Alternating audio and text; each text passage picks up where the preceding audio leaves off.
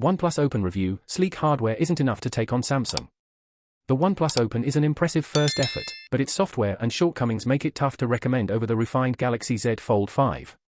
OnePlus built its brand on the idea of never settling for compromises from your phone. Its first foldable, the $1,700 OnePlus Open, certainly delivers on that premise with impressive hardware, even with a few bizarre omissions. But its software and value, particularly in the US, make it a hard sell compared to established foldables like Samsung's Galaxy Z Fold 5. After testing the phone for a few weeks, I commend OnePlus for a strong first effort, particularly when it comes to the hardware. But even with OnePlus' aggressive trade-in offer that knocks a minimum of $200 off the Open's price, with a trade-in of any phone, even an old or broken one, it's hard to compete with carrier discounts that cut $800 or more off of rival devices with a trade-in and financing plan. That's a solid deal, especially considering Samsung's software is far more optimized for foldable displays. Those considering the Open should be encouraged to see OnePlus adding some much-needed competition to the US foldable arena. But they also may want to look elsewhere or wait for the second-generation model before spending so much money. Note: Oppo, OnePlus' sister company, has released a similar version of this phone internationally under its Find N-series line of foldables. This review is of the OnePlus version that will be available in the US. What's good? The hardware. The front display on the OnePlus Open is a bit wider and easier to use than the Galaxy Z Fold 5's front screen. Design-wise, the OnePlus Open is more of a hybrid between Google's Pixel Fold and the Z Fold 5.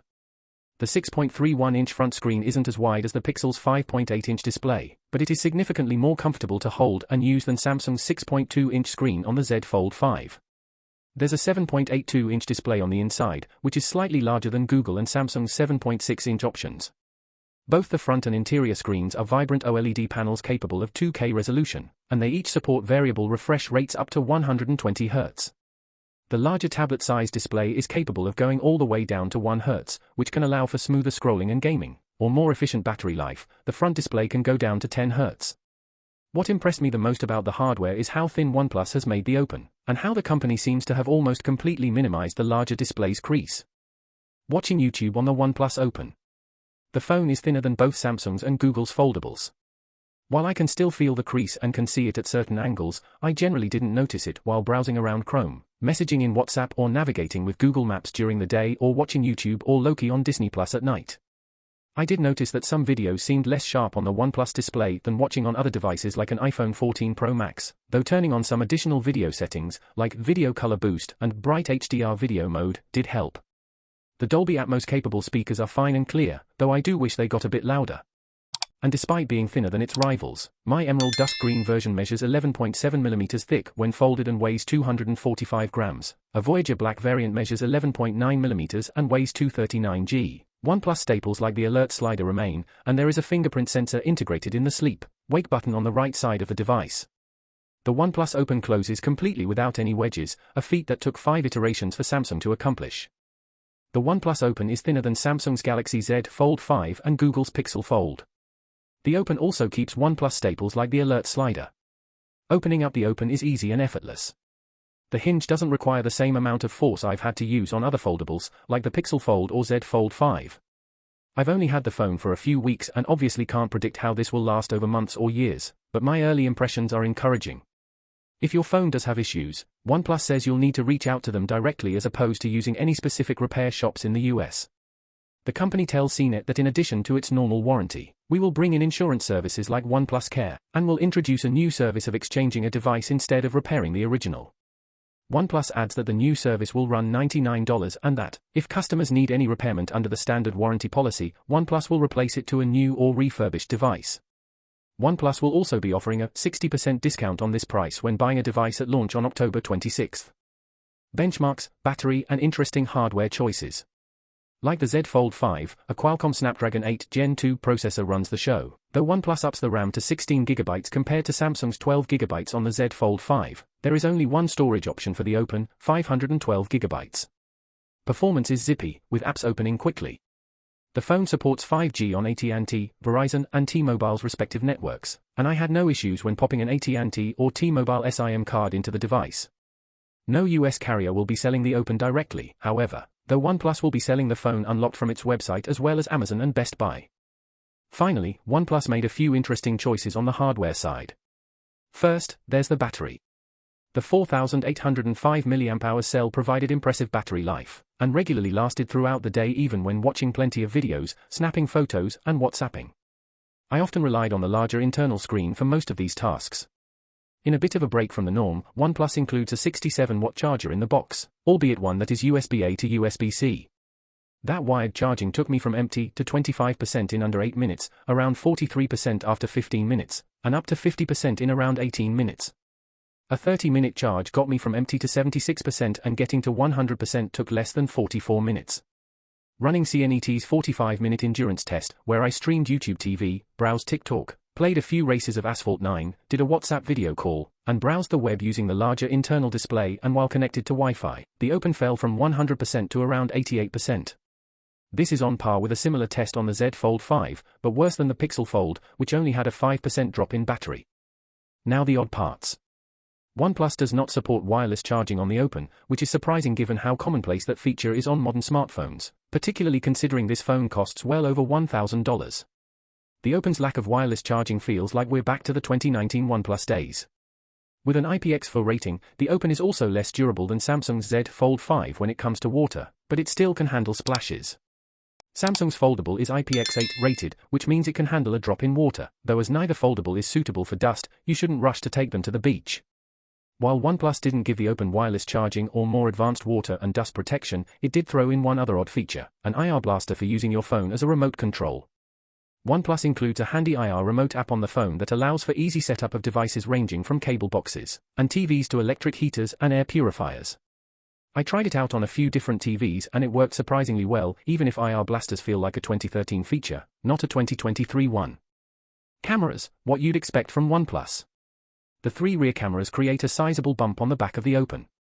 The OnePlus Open has 5 cameras, including a 32-megapixel fixed-focus main camera on the front screen, and a 20-megapixel fixed-focus camera on the inside screen. The main rear camera system once again bears the Hasselblad name and consists of a 48-megapixel main sensor, a 64-megapixel telephoto lens and a 48-megapixel ultra-wide camera.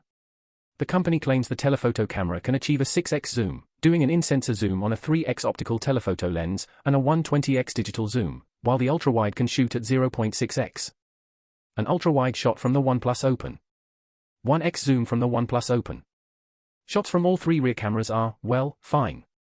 With the right lighting, you can get some solid images. But closer inspection reveals an experience that seems to be on a par with what my colleague Andrew Langson found when he reviewed the OnePlus 11 earlier this year. When compared to Samsung's foldable, I personally preferred the greater detail and sharpness in photos taken with the Z Fold 5, even if Samsung still oversaturates colors. I did like the 6x zoom, and it took some surprisingly solid shots. The 120x digital zoom, however, reminded me of Samsung's 100x space zoom, when it was first introduced back on the Galaxy S20, both in terms of the quality of images it produced and the incredible difficulties it takes to find your shot, steady your hands and capture it. It's a cool number to tout on the Open's marketing, but something I imagine will largely be pointless to everyone using the device in everyday situations. 6x zoom on the OnePlus Open. 120x digital zoom on the OnePlus Open. There also was an odd occurrence when zooming in turned the entire Open screen purple, but that issue only happened once and corrected itself. It is also worth noting that OnePlus issued a software update earlier this week that promised to optimize the overexposure in certain scenes and enhance the clarity of tele-night scenes. Night photo from the OnePlus Open, taken after the recent software update. Night photos from the OnePlus Open, taken before the software update. As for the other cameras, video calls over WhatsApp on Wi-Fi looked fine when using both the internal camera and the one on the front screen. However, I did appreciate the extra light the larger unfolded display provides when using the internal screen. Unlike Samsung's Fold line, the Open's camera is not hidden underneath pixels on the screen. While the Open screen isn't as futuristic looking when the camera isn't in use, this design does provide a bit more camera clarity and sharpness. A group selfie using the 32-megapixel camera from the front screen on the OnePlus Open. Like other foldables, OnePlus allows you to use the more powerful rear cameras together with the outer screen for selfies. While it's a bit more cumbersome to hold, it is a nice touch and a good use of the more capable lenses. Software, lacking foldable polish. OnePlus has long offered a close-to-clean Android experience, and with its Oxygen OS it largely continues that trend. The phone ships with OnePlus Oxygen OS 13.2 software, which itself is built upon Android 13. OnePlus promises 4 years of major Android OS upgrades and 5 years of security updates. The company says that Android 14 will arrive around the end of the year. As has been the case with its other devices, the Open has a handful of OnePlus apps like Zen Space, for disconnecting from your phone, and Oh Relax, for unwinding, but neither is particularly noteworthy. They aren't especially useful, and I found myself ignoring them. There is also an interestingly named Clone Phone app for transferring data from an older device to the Open, or from the Open to a newer device. Multitasking on the Open is doable, but not as refined as Samsung's implementation on the Z Fold 5. My biggest issue with the Open is its multitasking software. I've made plenty of comparisons to Samsung already in this review, and for good reason. Right now, Samsung has set the bar for foldables in the US. The Galaxy Z Fold is already 5 generations old, and that shows in its significantly more refined software. Both devices allow for multitasking complete with taskbars for easily summoning new apps. But Samsung's implementation made it easier to get multiple apps running side by side, though I did like OnePlus 2-finger slide-down gesture from the top of the screen for quickly enabling multitasking. But when running Google Sheets alongside WhatsApp, I have a lot more flexibility to resize windows on the Z Fold 5 than I do with the Open. OnePlus often will treat these apps like windows and push them to the side just outside of view, as opposed to resizing them as split-screen apps so that both apps can run at once on the screen. I could also open a third app much more easily on the Z Fold 5 than I could on the Open. Running Chrome alongside WhatsApp and Sheets and resizing them as I deemed fit was easy on the Z Fold 5. On the Open, I really only could do 2 at a time with the third available in a window below. With time and effort, I expect OnePlus to improve in this area. I'd also like to see OnePlus offer its own take on Samsung's PC-like DirectX mode, which turns the powerful Open into a more full-fledged computer when plugged into a monitor. Is the Open worth it? There is certainly plenty to love about OnePlus First Foldable. Although its cameras leave room for growth, its hardware is stellar with a thin design, vibrant screens, and fast wired charging. I love that OnePlus includes a fast charger and a case in the box, too. The software shows promise, even though it needs more refinement to truly take advantage of the larger foldable display. Perhaps some of this will come as Google improves the foldable Android experience as a whole. But you should never buy a product with the hope that a company might fix something later, even if OnePlus is promising 4 years of major OS upgrades. At the end of the day, the Open's biggest issue is one that has plagued OnePlus for years: value. It's hard to justify spending $1,700 for the Open when you consider trade-in offers and carrier deals that knock hundreds off a Galaxy Z Fold 5 or Pixel Fold. Throw in Samsung's regular sales and its folding alternative isn't only more refined on the software front, but very likely is more affordable, too. If you are looking for a foldable this holiday season, consider the OnePlus Open. But you probably will be better off buying Samsung's model instead.